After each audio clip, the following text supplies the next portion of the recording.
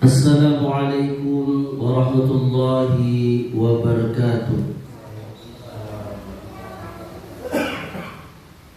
Innal hamdalillah nahmaduhu wa nasta'inuhu wa nastaghfiruh wa na'udzu billahi min shururi anfusina wa min sayyiati a'malina. Man yahdihillahu fala mudilla lahu wa man yudlil fala hadiya lahu.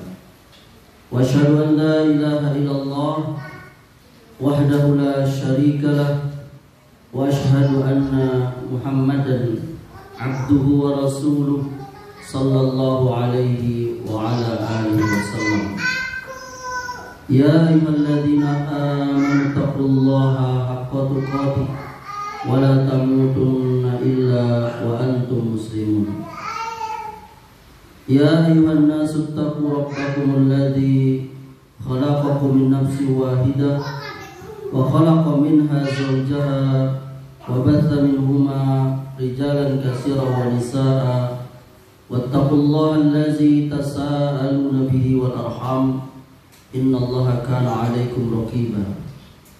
Ya ayyuhalladzina amanu taqullaha wa qulu qawlan sadida yuslih lakum a'malakum wa yaghfir lakum dzunubakum wa may yuti'illaha wa rasulahu faqad faza fawzan azima. Amma ba'du, fa inna asdaqal hadisi kitabullah wa khairul huda huda Muhammadin sallallahu alaihi wa ala alihi wasallam wa syarrul umuri muhdatsatuha fa inna kulla muhdatsatin bid'ah wa kullu bid'atin dhalalah wa kullu dhalalatin finnar. Ikhwan dan akhwat rahimakumullah, jamaah majelis taklim Baiti Jannati yang dimuliakan oleh Allah Subhanahu wa taala. Alhamdulillah, kita bersyukur kepada Allah Subhanahu wa taala di pekan terakhir malam Ahad di bulan Oktober 2024 ini kembali kita diberikan oleh Allah nikmat sehingga kita Waalaikumsalam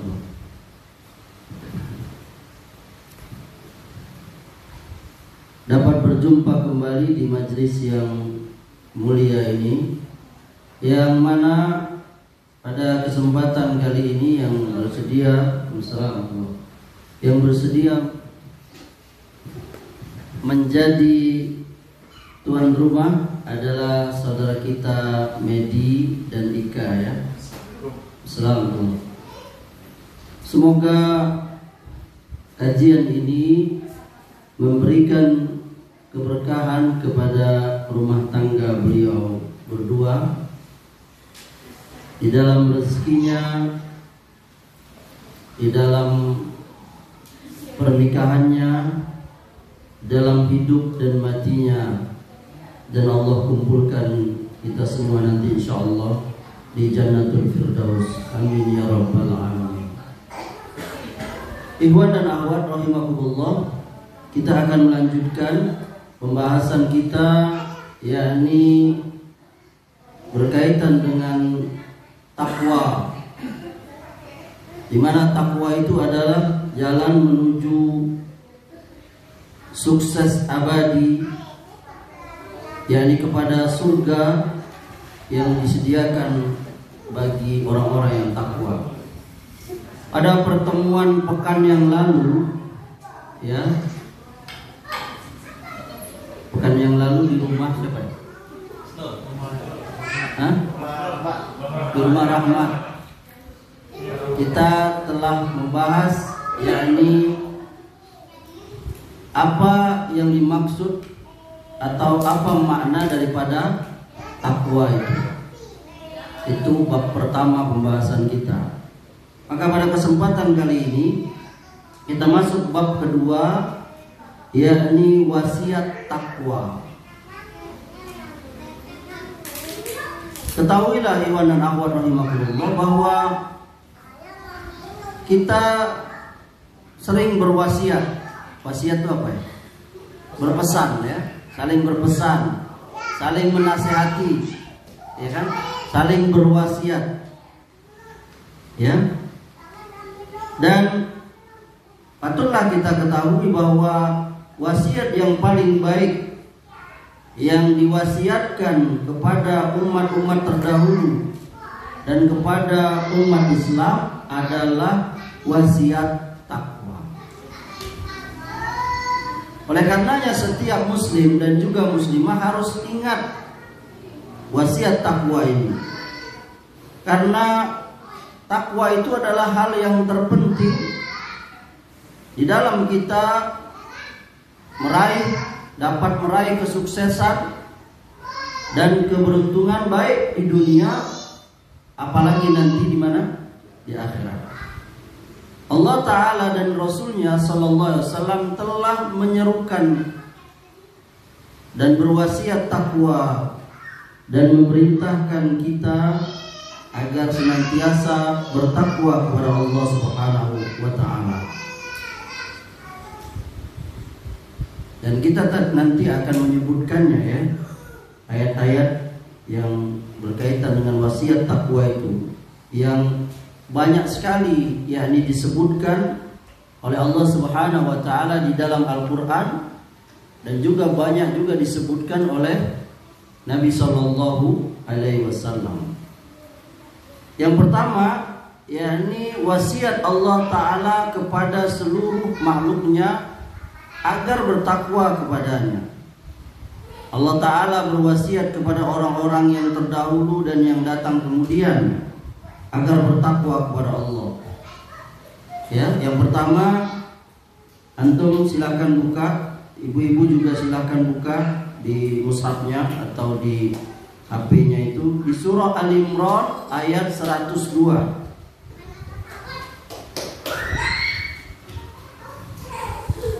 Siapa yang ketemu tolong dibaca.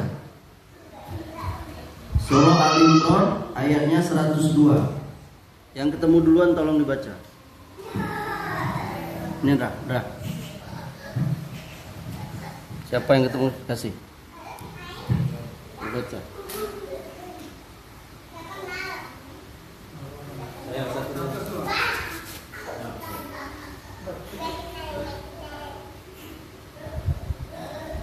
A'udzu billahi minasyaitonir rajim.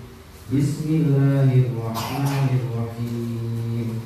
Ya ayyuhalladzina amanu taqullaha haqqa tuqatih wa la tamutunna illa wa antum muslimun.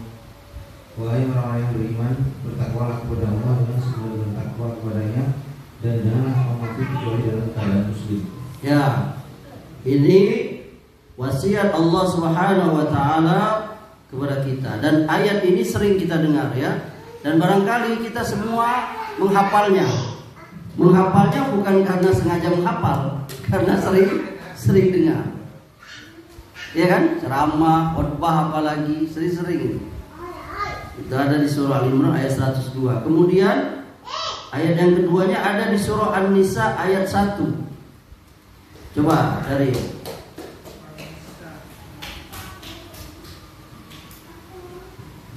An-Nisa surah yang keempat ayatnya ayat 1. Ibu-ibu juga silakan lihat mushafnya.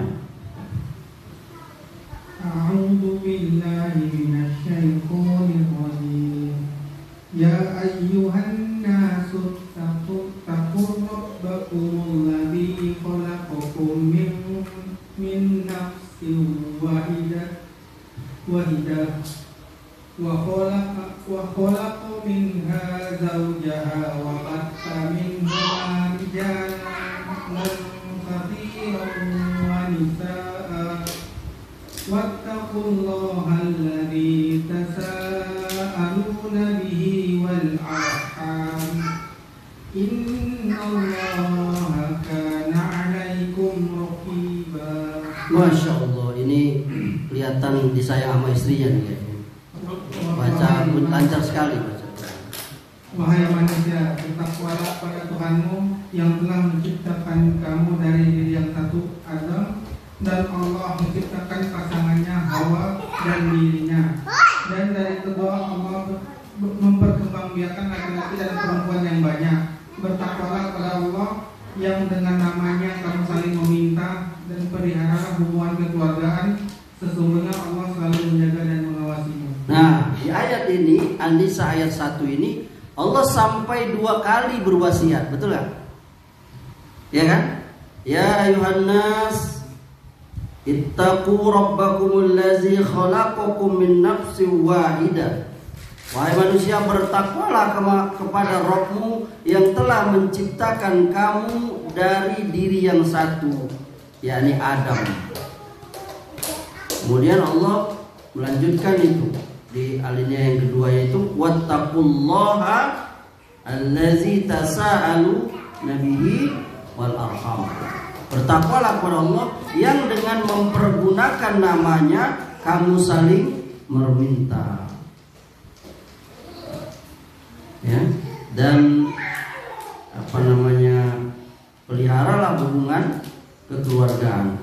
Kemudian yang ketiga itu ada di surah yang sama tapi ayat 131.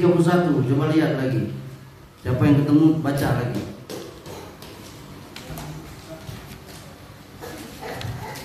An-Nisa ayat 131. Ibu-ibu lihat juga ya mushafnya ya. Kita malam ini lihat HP-nya, banyakin lihat Qur'annya. Selama minggu ini mungkin banyak lihat WhatsApp ya. Nangis itu aplikasi Quran kita itu. Baca terjemahnya aja nggak apa-apa. Kalau yang masih gugup takut di ini sama dicengin sama istrinya, terjemahnya aja nggak apa-apa. Ya. Qulillahi ma fis samawati wa ma fil ardh wa laqad wassayna alladziina utul kitab alladziina utul kitaba min qablikum wa iyyakum an ittaqullaha wa in takfuru fa inna lillahi ma fis samawati wa ma fil ardh wa kana Allahu ghaniyyan hamida.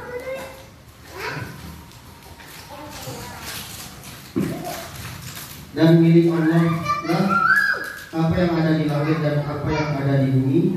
Dan sungguh kami telah memerintahkan kepada yang diberi kitab suci sebelum kamu dan juga kepadamu agar bertakwa kepada Allah.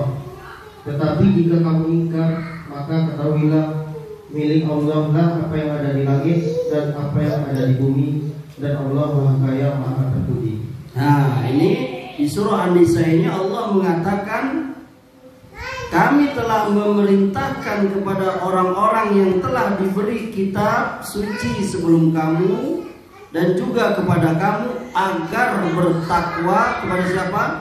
Kepada Allah. Walaqad wassayna alladziina utul kitaba min qablikum wa iyyakum anittaqullah. Nah, ini Allah berwasiat takwa. Kemudian ayat yang keberapa? Yang keempat. Coba lihat di surah Al-Baqarah ayat 281. Silakan, ada yang ingin membacanya?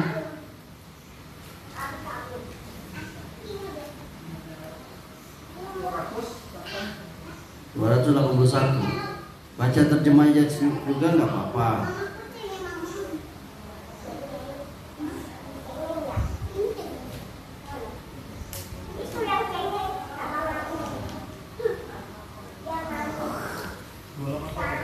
Ya.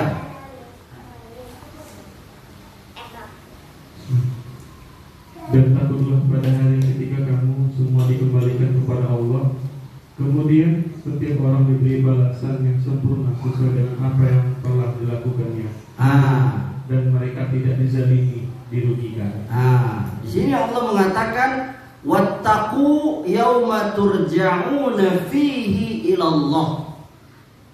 Dan bertakwalah, takutlah kamu pada hari ketika kamu semua dikembalikan kepada Allah. Kemudian setiap kita diberi balasan yang sempurna sesuai dengan apa yang telah kita lakukan. Dan kita tidak dizolimi, dirugikan sedikit pun juga. Di sini ayat ini Allah mengatakan wattaqu, takutlah. Kemudian yang kelima ada di Al-Baqarah ayat 48. Coba baca Ikhwan.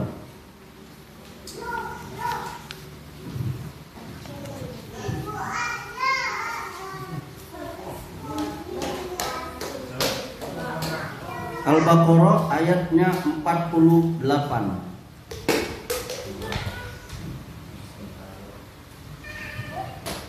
Bismillahirrahmanirrahim. Wattaqu yawman la tajzi nafsun an nafsin syai'aw wa la yuqbalu minha shafa'atu wa la yu'khadhu minha 'adlun wa la hum yunsarun. Masya Allah, barakallahu fiik. Artinya, dan takutlah kamu pada hari ketika tidak seorang pun dapat membela orang lain sedikit pun, sedangkan syafaat dan tebusan apapun darinya tidak diterima dan mereka tidak akan ditolong. Masya Allah Iwan. Coba Iwan awal sekalian perhatikan Al-Baqarah 48 ini. Coba kita tadabburi ya. Apa kata Allah? Wattaqu yawman la tajzi nafsun an nafsin syai'a. Dan takutlah kamu dan bertakwalah kamu pada hari ketika tidak seorang pun dapat membela orang lain sedikit pun. Kapan itu? Ya, ini nanti di akhir. Kita nggak bisa bela anak kita, nggak bisa bela istri kita. Istri kita sekarang bisa bela kita, nanti di akhirat nafsi-nafsi, nggak bisa. Ya. Sedang syafaat dan tebusan apapun darinya tidak diterima. Lihat, tolonglah suami saya itu, ini saya ada emas 2 kilo di rumah saya, ini ada duit di rumah saya 1 triliun, nggak ada. Hah? Apa kata Allah? Walahum yunsarun, mereka tidak akan ditolong. Yang keenam, coba lihat di surah Al-Baqarah ayat 231.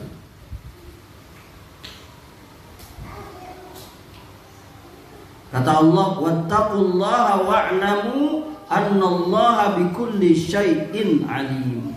Bertakwalah kepada Allah dan ketahuilah bahwa Allah Maha mengetahui segala sesuatu. Itu yang keenam. Yang ketujuh, coba antum buka Al-Ahzab ayat 70 dan 71. Al-Ahzab itu surah ke-33. Ibu-ibu juga lihat tuh mushafnya. Ayatnya 70 dan 71. Yang mencatat dicatat kan? Kata Allah, ya ayyuhallazina amanu taqullaha wa qulu qawlan sadida yuslih lakum a'malakum wa yaghfir lakum dzunubakum wa may yuti'illaha wa rasulahu faqad faza fawzan azima. Wahai orang-orang yang beriman, bertakwalah kamu kepada Allah dan ucapkanlah perkataan yang benar, maka Allah akan memperbaiki amal-amalmu dan Allah akan ampuni dosa-dosamu. Dan barang siapa menaati Allah dan Rasulnya, maka sungguh dia menang dengan kemenangan yang agung. Al-Ahzab ayat 70, 71. Kemudian ayat yang ke-8 tentang wasiat takwa dari Allah itu ada di surah Al-Hasr ayat 18. Antum lihat, ibu-ibu lihat juga ya, ibu-ibu catat ya. Kata Allah, ya ayyuhallazina amanu taqullaha wal tanzur nafsum ma qaddamat liqad wattaqullaha innallaha khabirum bima ta'malun. Hai orang-orang yang beriman, bertakwalah kamu kepada Allah dan hendaklah setiap orang memperhatikan apa yang telah diperbuatnya untuk akhirat. Dan bertakwalah kepada Allah, sungguh Allah Maha teliti terhadap apa yang kamu kerjakan. Allah Maha melihat apa yang kamu kerjakan. Lihat di sini 2 kali Allah menyebutkan bertakwa itu, Al-Hasr itu. Bahkan Allah mengapit, yakni dengan kedua kata takwa itu, yakni bagi setiap orang yang dia memperhatikan apa yang dia sudah persiapkan untuk akhirat. Itu diapit 2 kata takwa. Wal tanzur nafsum ma qaddamat liqad. Al-Hasr itu ayat surah ke-59. Ayatnya 18. Hai orang beriman, bertakwalah kepada Allah, dan setiap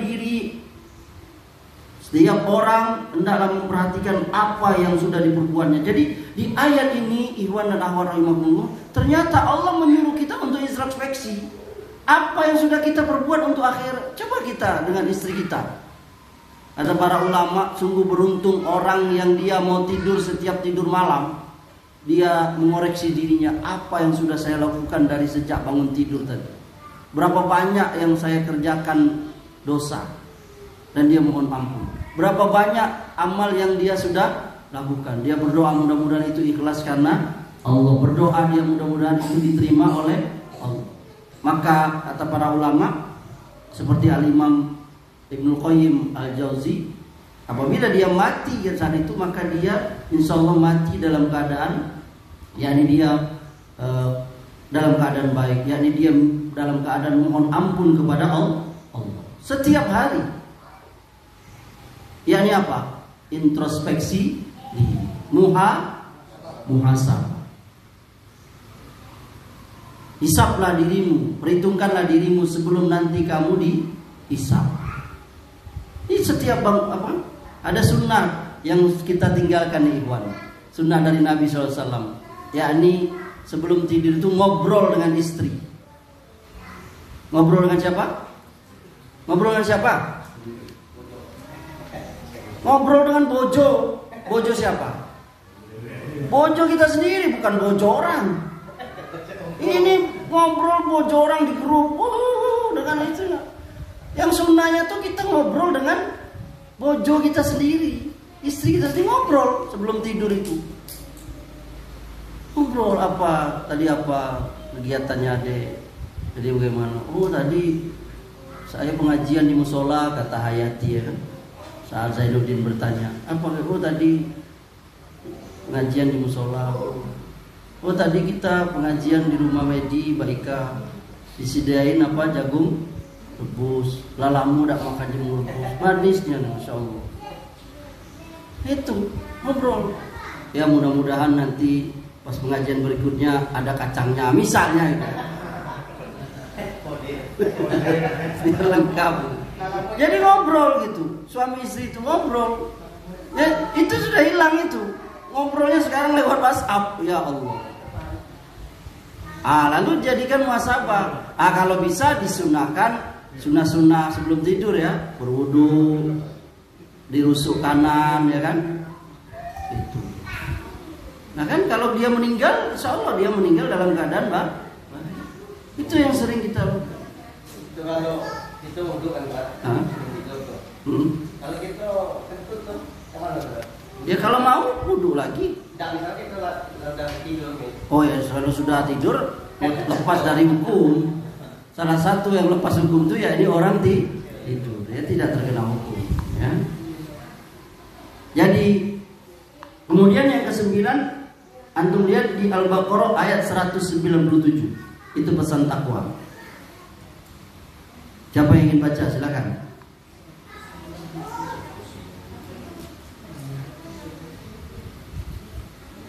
Al-Baqarah itu surah kedua, ayatnya 197.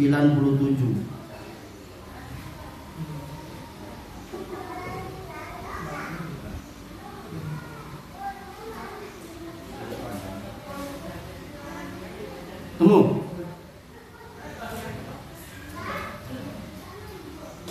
Kata Allah, wa tazawwadu fa inna khairaz zadit taqwa. Wattaquni ya ulil albab. Kata Allah, bawalah bekal, yakni berbekallah kamu, karena sesungguhnya sebaik-baik bekal itu apa? Takwa. Dan takwalah kamu kepadaku, kata Allah. Ya. Wahai orang-orang yang mempunyai akal sehat. Al-Baqarah 197. Allah mengatakan berbekallah kamu. Kita aja kan mau pergi ke mana? Ada rencana katanya mau rihlah ke Bukit Tinggi ya.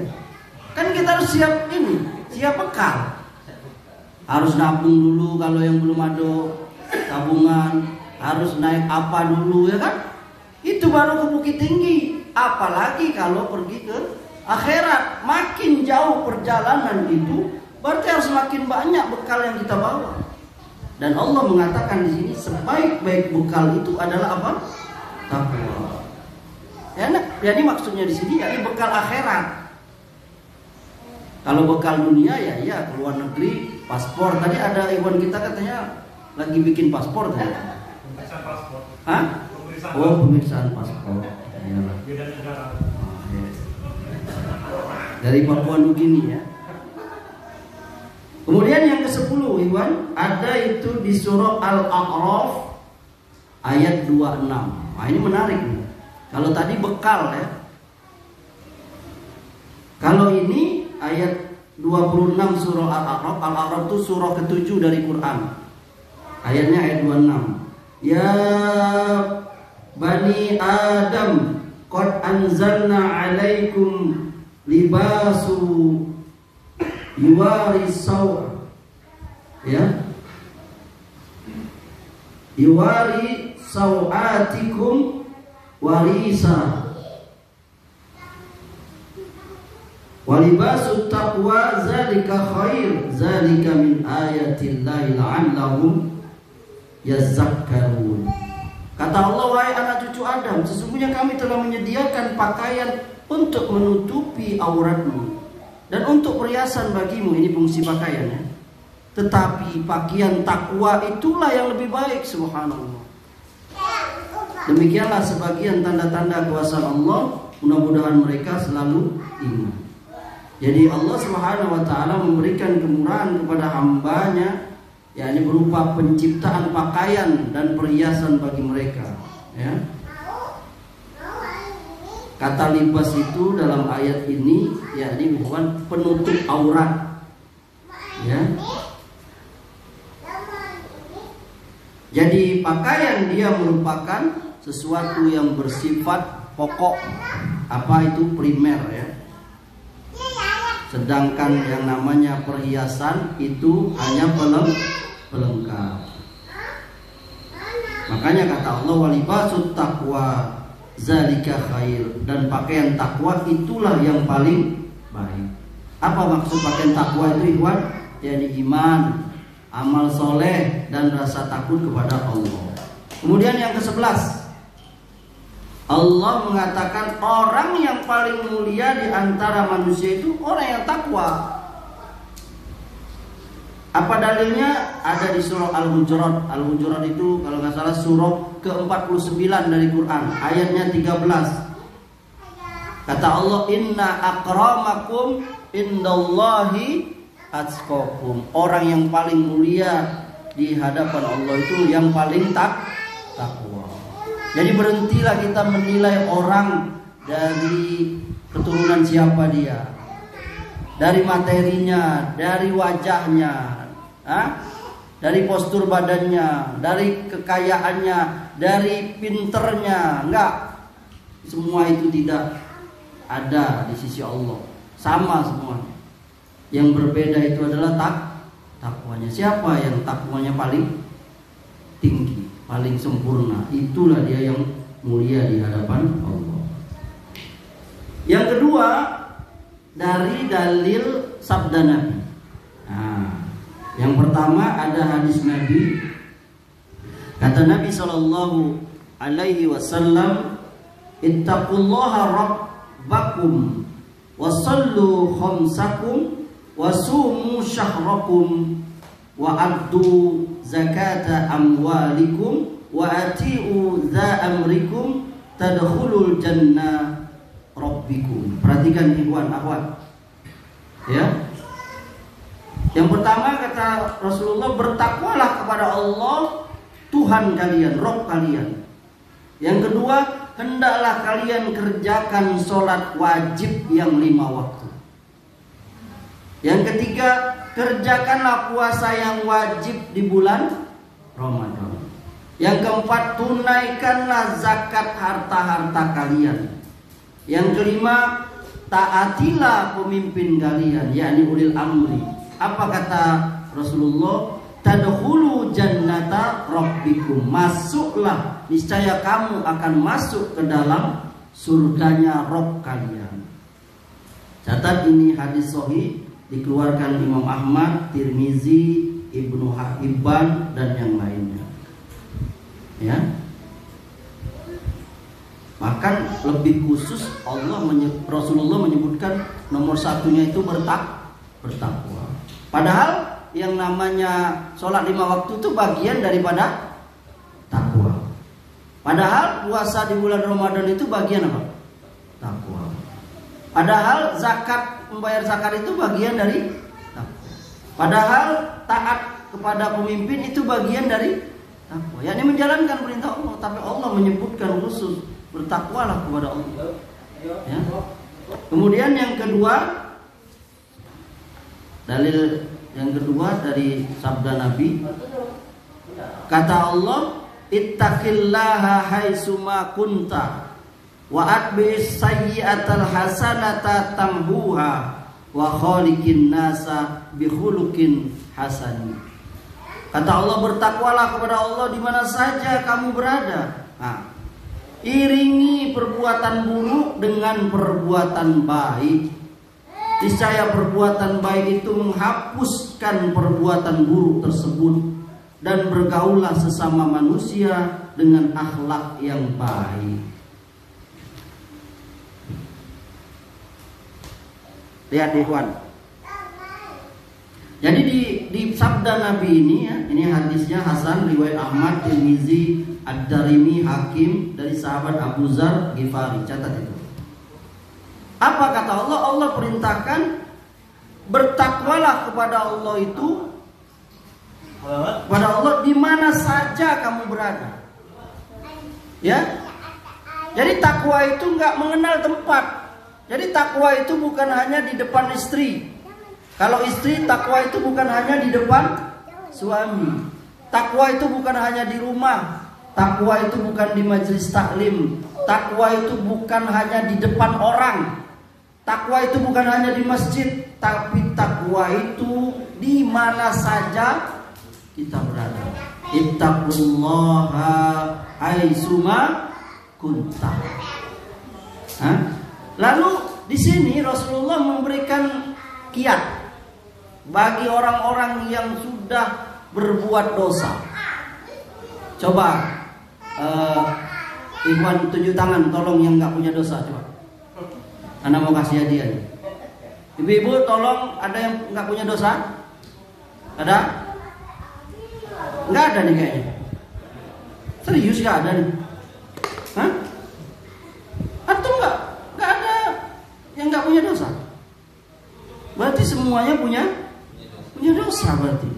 Apa di sini Rasulullah memberikan resepnya, kiatnya bagi orang yang berbuat dosa itu? Kata Rasulullah, wa'at bi'is sayyi'atal hasanata tamhuha.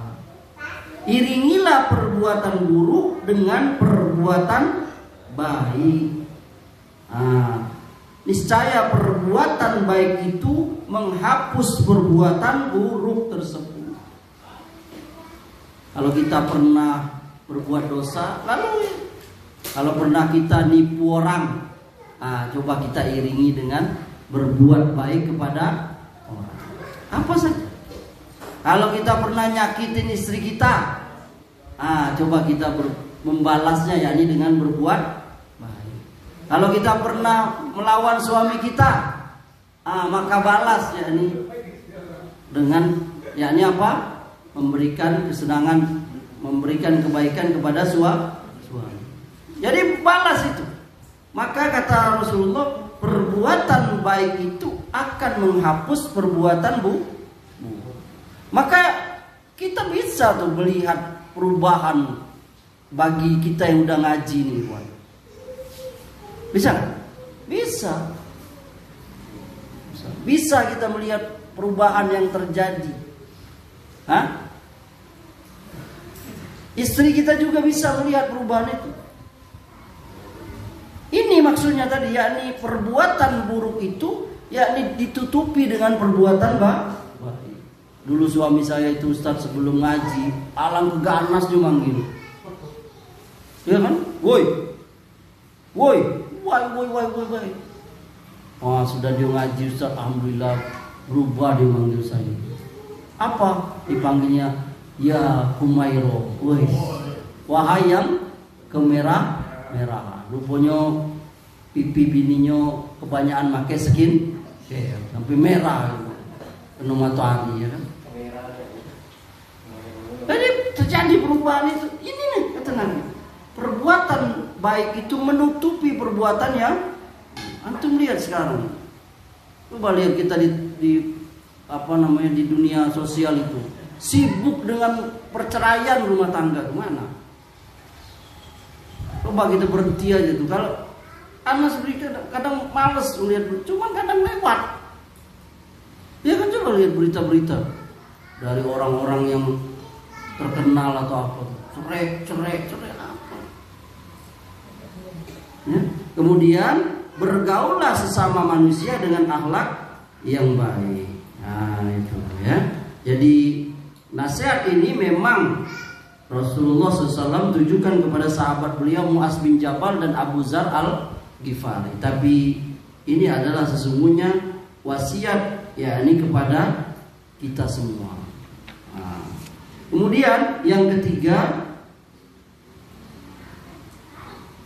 Rasulullah sering berkata, usikum bitaqwallahi was-sam'i wat-tha'ah.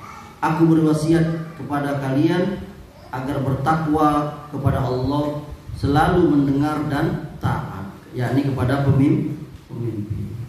Di dalam hadis ini menunjukkan kita untuk taat kepada pemimpin, yakni penguasa, yakni tentunya yakni taat di dalam hal yang ma'ruf. Yang keempat, catat, Rasulullah SAW beliau pernah bersabda,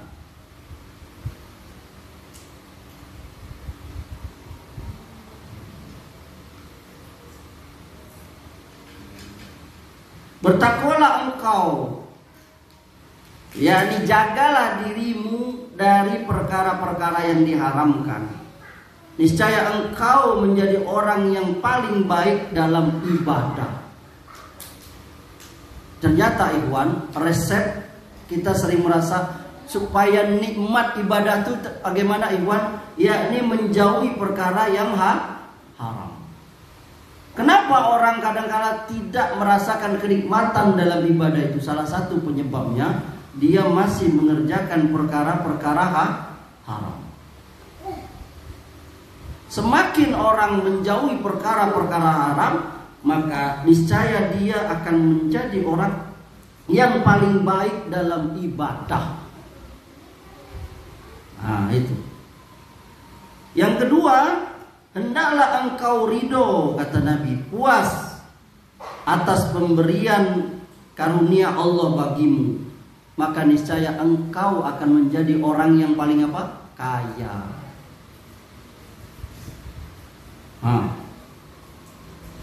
Jadi resep kaya itu apa Iwan?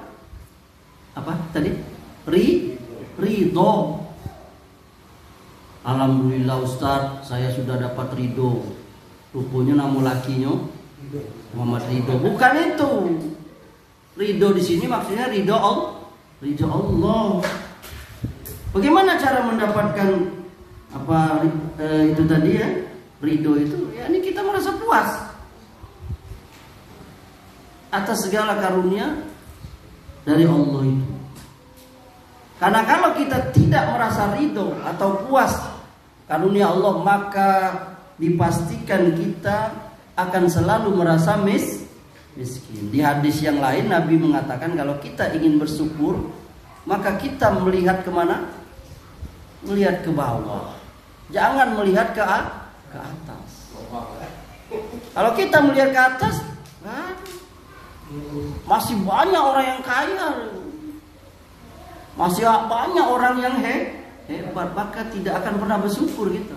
Tapi kalau kita melihat ke bawah, alhamdulillah saya, walaupun jualan kopi, ya kan, masih alhamdulillah bisa pulang ke rumah. Ada kawan saya tuh tidak balik. Balik.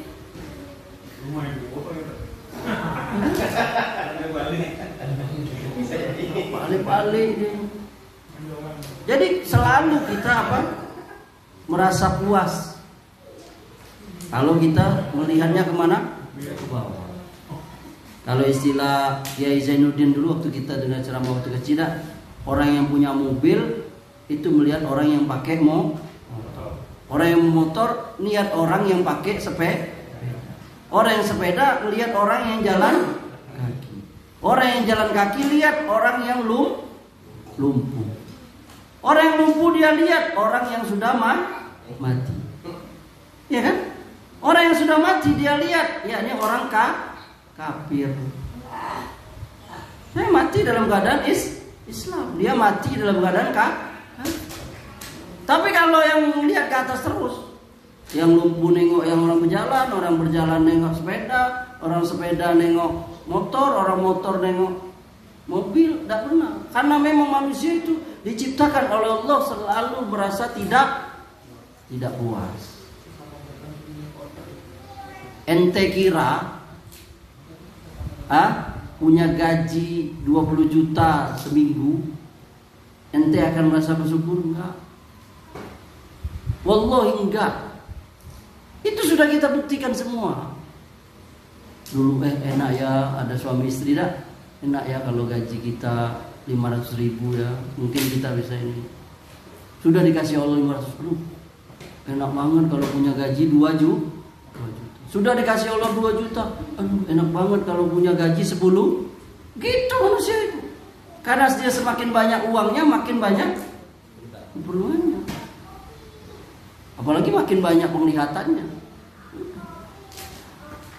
Jadi ridho ini memang berat ini. Ya, ini merasa ridho, merasa puas. Bahkan dia tidak bisa didapati hatta oleh orang yang namanya ridho sekalipun. Kadang-kala orang yang namanya ridho dia tidak ridho. Yang ketiga, berbuat baiklah kepada tetanggamu, niscaya engkau menjadi orang yang beriman dengan sempurna. Yang keempat, cintailah untuk orang lain apa yang engkau cintai untuk dirimu sendiri, niscaya engkau menjadi seorang muslim yang sejati.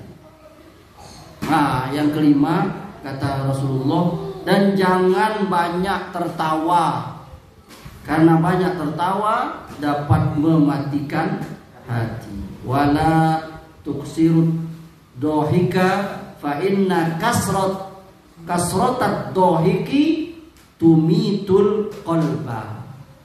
Jangan banyak tertawa, karena banyak tertawa itu bisa mematikan hati. Ini hadis hasan riwayat Ahmad, Tirmizi, juga Al-Imam Abu Ya'la. Ya. Ada lima hal. Kemudian yang keenam, ada sabda Nabi SAW. Rasulullah SAW ditanya tentang sesuatu yang paling banyak memasukkan manusia ke dalam surga. Apa beliau jawab? Takwa kepada Allah dan akhlak yang mulia. Maka beliau ditanya tentang sesuatu yang paling banyak memasukkan manusia ke neraka, maka beliau menjawab mulut dan kemaluan. Ana ulangi nih. Apa yang paling banyak memasukkan kita ke surga? Yakni apa? Takwa dan akhlak yang mulia. Maka kita berakhlaklah. Setiap makhluk punya akhlak gitu. Kepada orang tua kita ada akhlak, kepada anak-anak kita punya akhlak. Allah dan Rasulnya tidak suka kepada orang yang kasar. Ada tuh orang yang kasar tuh dengan anak-anak. Anak-anak juga suka dengan dia. Tapi ada orang yang anak-anak suka dengan dia. Kemudian kepada yang tua, kepada yang lebih muda, dan seterusnya, kepada guru, dan seterusnya. Ya. Lalu yang memasukkan orang ke neraka itu kebanyakan yakni mulut dan kemaluan. Maka jaga itu, yakni mulut kita itu. Kalau istilah orang tua dulu apa? Mulutmu harimau. Hati-hati dalam berkata. Berapa banyak hancur persahabatan gara-gara apa? Gara-gara lisan. Berapa banyak terjadi peperangan itu hanya karena perkara lisan. Berapa banyak rumah tangga binasa gara-gara lisan. Bukankah orang bercerai itu karena apa? Karena lisan. Bukankah orang menikah juga karena lisan? Bukankah orang berjual beli karena lisan? Bukankah orang berjanji dengan lisan? Jadi perkara lisan ini sekali, yakni daging yang tidak bertulang ini, yakni lidah ini, ya sesungguhnya berbahaya sekali. Makanya tepat sekali orang tua kita dulu mengatakan, mulutmu harimau itu. Maka dijaga itu mulut itu. Sampai ada yang perang kan? Negara itu ada yang perang gara-gara mulut salah ngomong. Jangan main-main. Ada seseorang jelek-jelekin suku yang lain, benar nggak? Bisa marah nggak itu suku? Bisa terjadi peperangan antar suku. Iya nggak? Oh, pemain sepak bola, klub sepak bola, supporter antar negara, bisa nggak terjadi emosi gara-garamu menghina, pakai provokasi, gerakan-gerakan, padahal dia cuma ngomong. Orang marah, kenapa? Karena itu suara monyet, ya kan? Itu kenapa? Ya karena itu tadi, karena lisan tadi. Ini hadisnya Hasan, riwayat Ahmad, Tirmizi.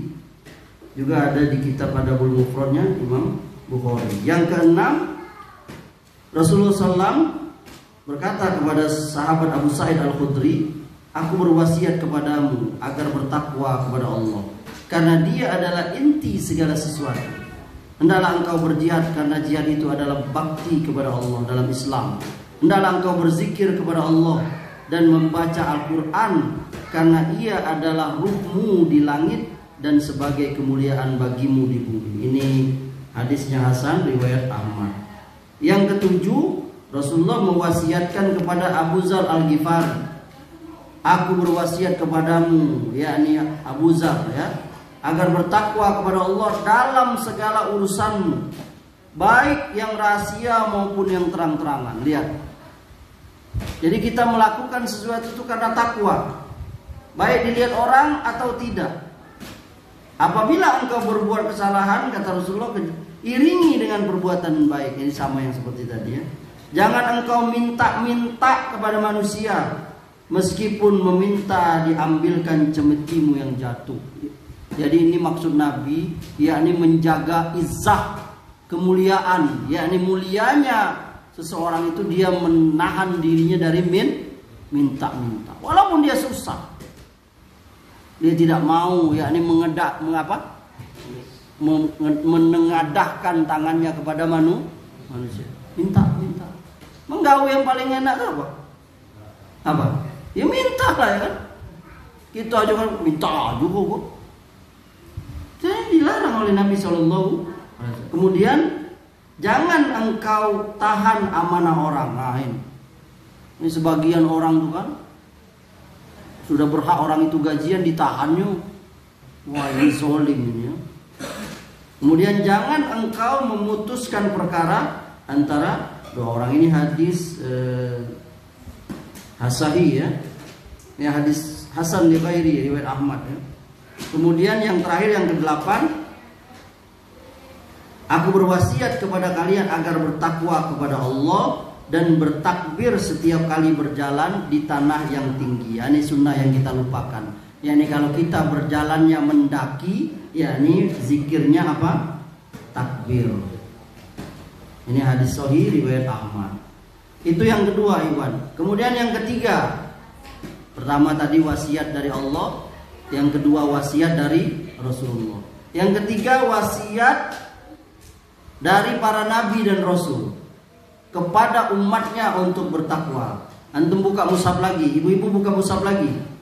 Yang pertama ada di surah Asy-Syu'ara ayat 105-106. Lihat itu.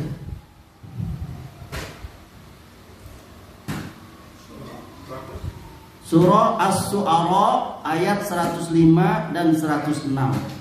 Kata Allah, Kazzabat qaumun Nuhil mursalin iz qala lahum akhuhum Nuhun ala tattaqun. Baca terjemahannya, siapa yang ketemu?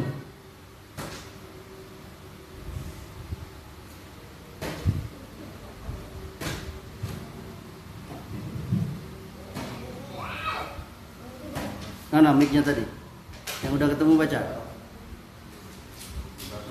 Silakan yang udah ketemu ini. As-Syu'ara ayat 105 dan 106. Ada yang ketemu?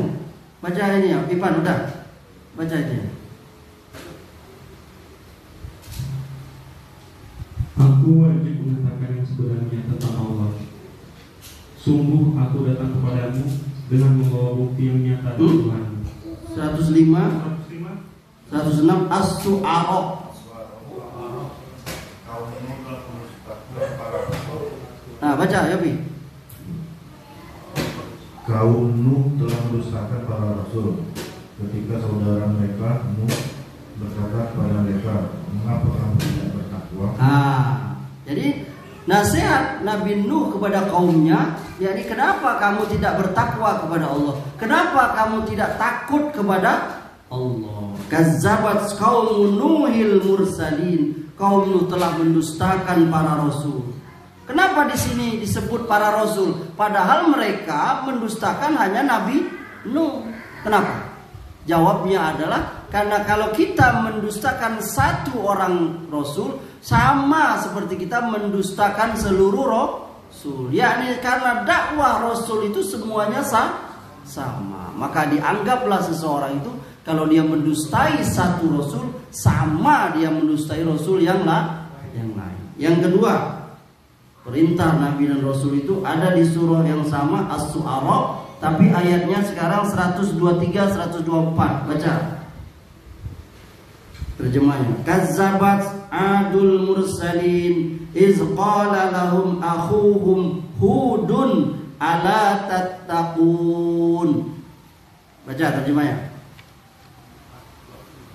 Kaum Ad telah mendustakan para rasul ketika saudara mereka Hud berkata kepada mereka, mengapa kamu tidak bertakwa? Jadi Allah mengutus kaum Nabi Hud kepada kaumnya, yaitu kaumnya apa? Kaum Ad. Kaum Ad itu ikhwan, kaum yang sangat besar badannya, kuat, sampai mereka itu membuat rumah itu di mana?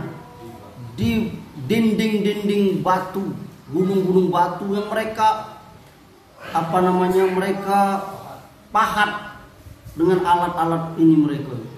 Orangnya sangat kuat-kuat. Tapi mereka mendustakan para rasul. Yakni mereka tidak mau menerima perintah rasul, dakwah rasul. Di sini dikatakan yakni kaum Ad telah mendustakan para rasul, sama seperti tadi kaum Nuh tadi. Ketika saudara mereka Hud berkata kepada mereka, bertakwa, mengapa kamu tidak bertakwa? Yang ketiga As-Syu'ara juga, tapi ayatnya 141, 142. Kata Allah, kazzabat samudul mursalin iz qala lahum akhuhum salihun ala tattaqun. Apa artinya?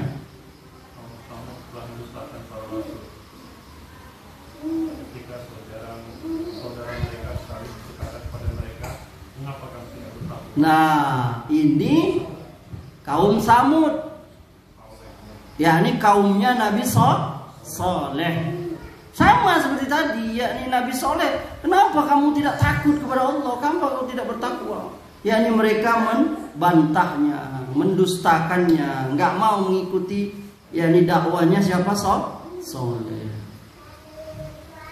Allah dinasakan mereka. Kemudian ayat 160, 161.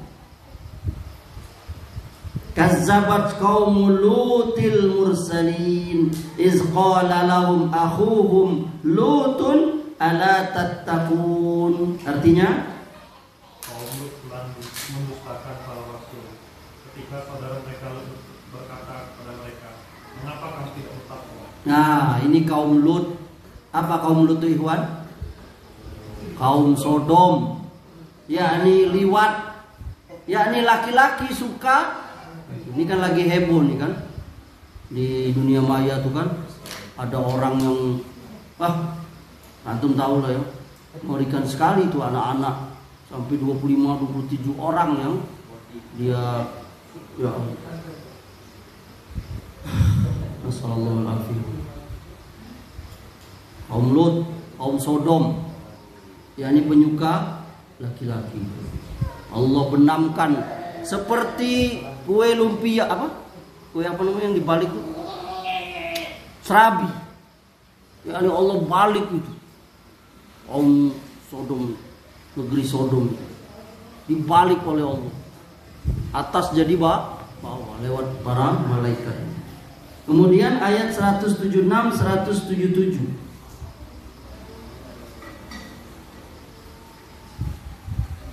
Kazzabat ashabul aikatil mursalin iz qala lahum Su'aibun la tattaqun. Temu ayat 176 ya, 177. Penduduk Aika telah mendustakan para rasul ketika Su'aib berkata kepada mereka, mengapa kamu tidak bertakwa? Ini sekarang Nabi Su'aib yang diutus kepada bangsa atau kaum negeri Aikah, yakni kaumnya Nabi Su'aib. Sama seperti Rasul yang lain itu, yakni dia menyuruh bertakwa. Kenapa kamu tidak takwa? Kenapa kamu tidak takut kepada Allah? Kemudian As-Su'ara ayat 10 dan 11.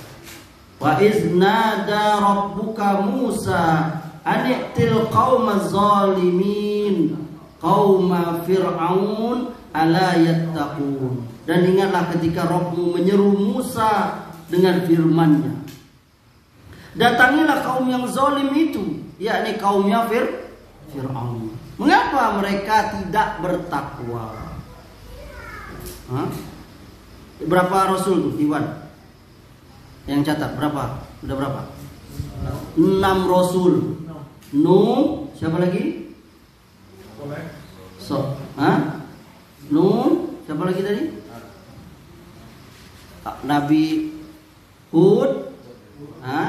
Kemudian apa? Saleh. Kemudian siapa lagi? Su'aib. Kemudian Lut, ya kan? Kemudian Musa. Bahkan Rasulullah SAW pun disuruh oleh Allah bertakwa. Padahal Rasulullah itu siapa? Manusia yang paling bertakwa. Kalau ditanya siapa makhluk, bukan manusia, makhluk. Siapa makhluk yang paling bertakwa? Tidak lain ada Rasulullah Sallallahu Alaihi Wasallam, karena beliau itu apa? Sayyidul Muttaqin, penghulunya, ketuanya orang yang takwa. Gak ada lagi yang lebih takwa kecuali Rasulullah itu. Tapi kata Allah disuruh takwa. Mana dalilnya? Antum buka Al-Ahzab. Ibu-ibu buka Al-Ahzab. Al-Ahzab itu surah ke-33 ayatnya 1. Allah perintahkan Nabi SAW, ya ayuhan nabi ittaqillaha wa la tuti'il kafirina wal munafiqin innallaha kana aliman hakima. Wahai Nabi, kata Allah, bertakwalah kepada Allah. Jangan kau ikuti keinginan, turuti orang-orang kafir itu dan munafik itu. Sungguhnya Allah Maha mengetahui lagi Maha bijaksana. Al-Ahzab ayat 1. Itu yang keberapa? Ketiga. Kemudian yang terakhir, yakni wasiat takwa dari para salafus soleh. Para salafus soleh juga mereka berwasiat takwa. Pertama, sahabat Abu Bakar As-Siddiq. Beliau pernah berkhutbah ya. Amma ba'du, aku wasiatkan kepada kalian semua agar bertakwa kepada Allah. Dan pujilah Dia karena Dialah yang berhak untuk dipuji. Hendaklah kalian selalu memadukan antara semangat beramal dan mengharap pahala dengan rasa takut kepada siksanya. Dan teruslah menerus minta berdoa kepadanya, karena sesungguhnya Allah telah memuji Nabi Zakaria beserta keluarganya. Yakni apa? Surah Al-Anbiya ayat 90. Innahum kanu yusari'una fil khairat wa yad'unana raghaban wa rahaba wa kanu lana khashi'in. Sungguh mereka selalu bersegera dalam mengerjakan kebaikan dan mereka berdoa kepada kami dengan penuh harap dan cemas. Mereka orang-orang yang khusyuk kepada kami. Bahkan waktu mau meninggal, sahabat Abu Bakar ini menunjuk Umar sebagai penggantinya. Jadi dalam Islam itu salah satu cara memilih pemimpin itu adalah penunjukan langsung, yakni pemimpin sebelumnya. Itu salah satu cara menentukan memilih pemimpin. Apa kata Abu Bakar? Beliau panggil itu Umar, lalu dia sampaikan wasiat. Dan apa pertama kali wasiat Abu Bakar kepada Umar? Ittaqillaha ya Umar. Bertakwalah engkau kepada Allah wahai Umar. Yang kedua, sahabat Umar bin Khattab sendiri. Dia pernah berwasiat, yakni kepada putranya itu. Aku wasiatkan kepadamu agar bertakwa kepada Allah. Siapa saja yang bertakwa kepadanya, maka dia akan melindunginya. Siapa yang membelanjakan hartanya di jalannya, pasti Allah akan balas. Siapa yang bersyukur kepadanya, pasti Allah akan tambah karunia-Nya. Jadikanlah takwa di hadapan kedua matamu sebagai pusat perhatianmu dan penerang hatimu. Yang ketiga, Khalifah Umar bin Abdul Aziz. Yakni salah satu kekhalifahan yang gemilang. Yakni saat itulah melimpah ruah kekayaan, negeri aman. Di zaman Khalifah Umar bin Abdul Aziz itu negeri Islam itu aman, nggak ada orang minta-minta, aman, kaya, makmur. Dia pernah menulis wasiat kepada seseorang. Isinya itu, aku berwasiat kepadamu agar bertakwa kepada Allah Azza wa Jalla. Di mana dia tidak menerima selain takwa. Dia tidak menyayangi selain orang yang bertakwa. Dia tidak memberi pahala selain amal yang dikerjakan dengan landasan takwa. Sungguh banyak sudah orang yang memberi nasihat dengan takwa, namun sedikit sekali orang yang mengamalkannya. Semoga Allah menjadikan kita sebagai orang yang takwa. Yang keempat, ada seorang berkata kepada Yunus bin Ubaid rahimahullah, beri aku wasiat. Ini ulama ya. Kata Yunus, aku wasiatkan engkau agar bertakwa kepada Allah dan berlaku baik. Sesungguhnya Allah senantiasa berkata bersama orang yang bertakwa dan berbuat baik. Begitu pula mereka para salaf, yakni selalu saling menasihati takwa. Jadi kesimpulannya ikhwan dan akhwat rahimahumullah, takwa itu adalah wasiat dari Allah, wasiat dari Rasulullah, bahkan wasiat para rasul, bahkan wasiat dari para salafus soleh kepada kita semua. Dan hendaklah kita semua yakni berwasiat untuk bertakwa kepada Allah. Gak apa-apa.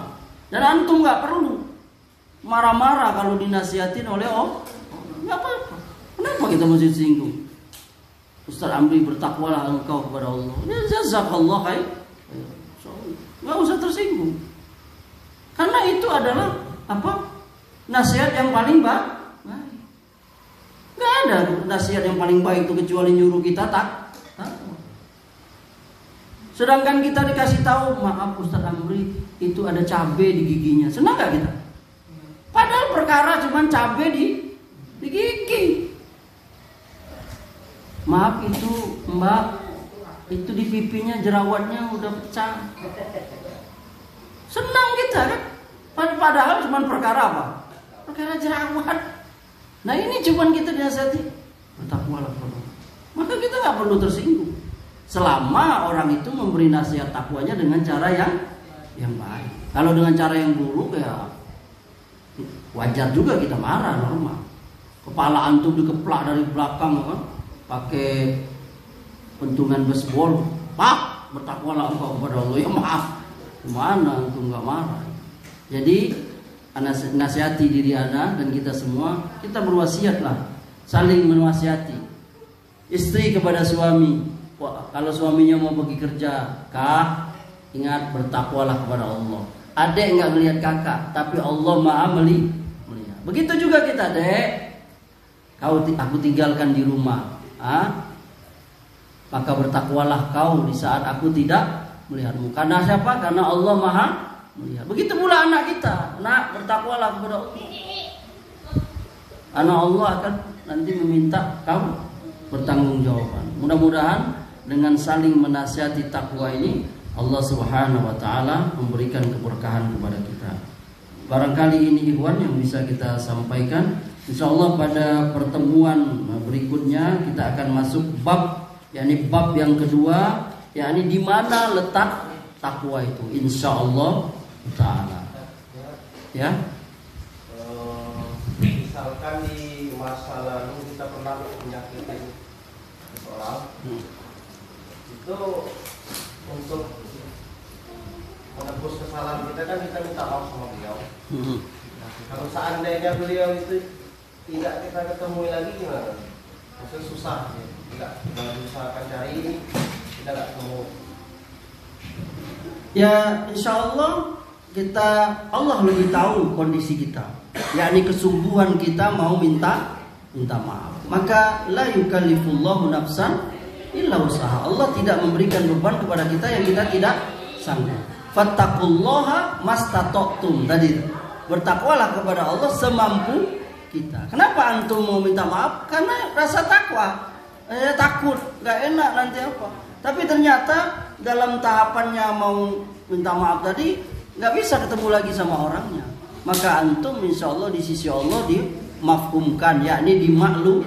Karena pernah dengar sama Ustaz siapa kata beliau itu, kata Ustaz, kita usahanya itu dengan menceritakan kebaikan-kebaikan beliau. Ya mungkin boleh jadi salah satunya juga seperti itu. Yakni tadi yang ayat yang kita baca, hadis yang kata Nabi tadi, yakni tutupilah keburukan itu dengan kebaikan. Mungkin selama ini antum ngomongin keburukan dia, maka kita tutupi dengan apa? Ngomongin kebaikan dia. Barangkali ya. Tadi hadis tadi yang kita baca tadi ya kan. Ada lagi? Itu ada prosesnya kalau apa? Sampai Ada. Iya. Ya tadi yang kita baca itu salah satunya, yakni tutupilah keburukan-keburukan itu, yakni dengan kebaikan. Itu salah satunya itu, yakni dia pernah melakukan keburukan dengan orang itu. Dia pernah ngatoin, pernah menghina, lalu dia bertaubat. Maka dia rujuk dari itu, maka dia bilang aku salah. Dulu mengatakan dia begini begitu, ternyata dia tidak seperti itu. Dia tutup baik. Kalau hutang dengan warisnya. Kalau hutang semampu kita, kalau bisa kita cari dia. Kalau ternyata dia sudah mati, maka kita cari warisnya. Kalau nggak ada juga, mungkin kata para ulama, kita bersedekah atau berinfak atas nama dia. Mudah-mudahan itu menunjukkan kesungguhan kita di hadapan Allah, yakni atas hutang yang kita lalai, yakni membayarnya sampai orang itu hilang. Maka jangan anggap remeh, ini antum nih yang bisnis nih ya. Jangan anggap remeh, karena orang yang bisnis itu biasanya ya dia nggak lepas dari diutangi atau mengutangi. Nah, itu ya. Ini kenapa kita bicara ya, rata-rata para pedagang tuh nggak jauh dari itu kan, pastilah itu dikit banyak. Maka antum ingat tuh ayat yang terpanjang di Quran itu kan masalah jual beli, utang piutang, dicatat. Nanti hisab di akhirat tuh ngeri kan. Apalagi kita yang punya utang tuh seperak 2 perak, jangan jadi di akhirat tuh jadi apa? Pada masalah. Ini kan rata-rata pedagang nih antum nih. Rendra juga pedagang ini. Ya Rendra. Pedagang mebel, poin O, wah itu. Cukup? Ada lagi? Kalau nggak ada kita cukupkan sampai di sini. Subhanakallahumma bihamdika asyhadu an la ilaha illa anta astaghfiruka wa atubu ilaik. Assalamualaikum warahmatullahi wabarakatuh.